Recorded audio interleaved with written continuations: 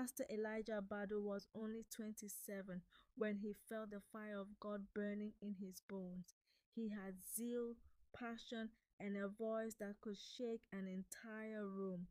His ministry started in a small wooden classroom behind an abandoned market in Winneba.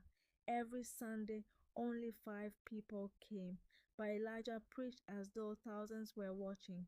Yet, when the sermons ended and the echo of Amen faded, something else filled his heart: restlessness. He watched other young ministers rise quickly, buying cars, opening branches, traveling for conferences. Meanwhile, his shoes were worn, and he sometimes fasted not for spiritual reasons but because there was no food. Those who called themselves his ministry friends noticed his frustration. They came around with sly smiles, always whispering, always comparing him to others. One evening, his closest friend Jonas placed an arm around Elijah. "My brother," Jonas said, "you have the call, but you don't have the power. There is a place I can take you. Many pastors go there quietly one visit, and your church will overflow." Elijah looked at him. "Black power?" he whispered fearfully. Jonas nodded slowly. Elijah's heart trembled, but so did his ambition. Across town lived another young pastor, Daniel Tete, humble, quiet, and steady. He pastored a tiny fellowship under a mango tree.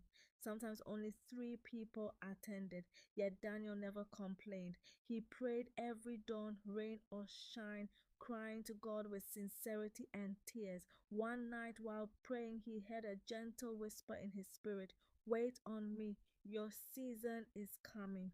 He had no connections, no sponsors, no flashy miracles, yet peace clothed him like a garment. Meanwhile, Pastor Elijah followed Jonas deep into a dense forest.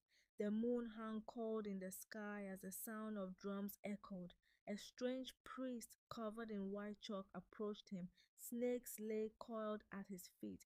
The priest smiled, revealing red-dyed teeth. "Pastor, you want power?" Elijah's knees shook. "Yes." The priest handed him a calabash filled with dark water. "Drink this. Your church will never be empty again." Jonas whispered sharply, "Elijah, drink. Do you want to remain small forever?" Elijah drank. In that moment, he felt something heavy crawl into his spirit, something he could not understand, something that did not feel holy. Within weeks, Elijah's church exploded. Cars filled the dusty road. People screamed miracles. Offerings multiplied. His name spread like wildfire, but in the night, he could not sleep. Voices tormented him. Shadows followed him. He felt possessed by fear. Every 2 weeks, the priest demanded sacrifices, animals, money. In time, the demands grew darker. Elijah realized he had entered a covenant he could not control. At the same time, Pastor Daniel kept praying, teaching, and serving faithfully. One day, a woman received instant healing during worship. Not planned, not forced, but pure and genuine. The testimony spread throughout the community. People began coming, slowly at first. Then, in numbers Daniel could hardly manage. Soon, a businessman donated land for a proper church building. Then another donated chairs. Then another offered to build a small auditorium. Daniel did not advertise himself. Grace spoke for him. Elijah could no longer keep up with the darkness. One midnight, the shrine priest appeared in his dream and said, "Your time has come. Bring someone close to you for the next sacrifice." Elijah jumped from bed in fear, sweating uncontrollably. He finally understood. The power he chased was not free. It demanded his soul. The next Sunday, during service, he collapsed on the pulpit. Doctors arrived, but his spirit was tormented beyond help. For days, he drifted in and out of consciousness, screaming the same words: "I want to be free. I want to be free." His church members scattered in fear. Everything he built with shortcuts crumbled like dust. Meanwhile, Pastor Daniel's ministry had blossomed into a beautiful congregation filled with peace, joy, and true miracles. His church became known as a place of healing and hope. One Sunday, standing before hundreds of worshippers, Daniel lifted his hands. Brethren, the Lord is faithful. Those who wait upon him shall renew their strength.